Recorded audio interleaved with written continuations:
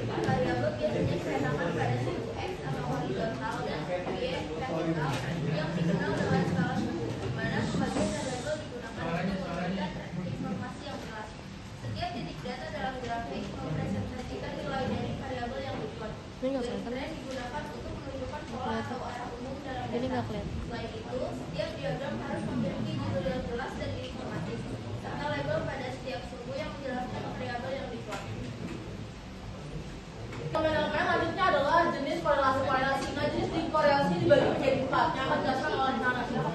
Jadi yang pertama, korelasi berdasarkan arah hubungan. Yang pertama ada korelasi positif, yaitu ketika satu variabel meningkat, variabel lainnya akan meningkat juga. Terus ada korelasi negatif, yaitu ketika satu variabel meningkat, variabel lainnya malah menurun. Dan ada korelasi nol atau tidak ada korelasi, yaitu tidak ada hubungan antara dua korelasi tersebut.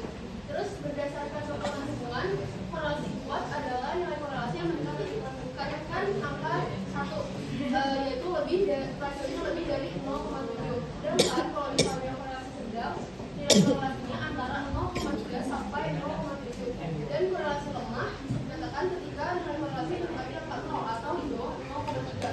Lalu berdasarkan bentuk hubungan, korelasi linear adalah hubungan antara dua variabel yang menyatakan pola garis lurus. Sedangkan ada korelasi non-linear, yaitu kurvilinear. Itu tuh hubungan dua variabel yang tidak membentuk garis lurus, tapi malah membentuk lengkungan. Dan yang terakhir, berdasarkan jumlah variabel yang dikorelasikan, korelasi sederhana itu adalah korelasi yang melibatkan dua variabel. Lalu ada korelasi ganda, korelasi yang melibatkan lebih dari dua variabel, dan korelasi parsial, yaitu membentuk hubungan antara dua variabel dengan mengabaikan variabel ketiga.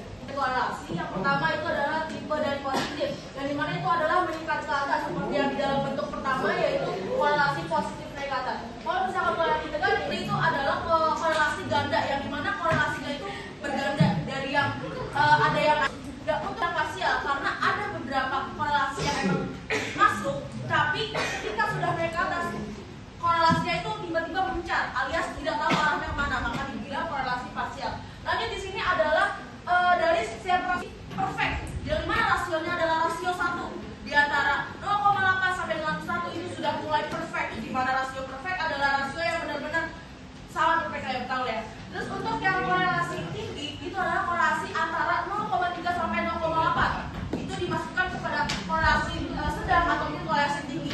Nah, untuk korelasi rendah itu adalah korelasi antara 0 sampai 0,3. Dikatakan gitu karena garis tren yang mengikuti ini itu tidak menyentuh garis tren yang ada, makanya itu dibilangnya 0,3 sampai 0,8. Nah, tapi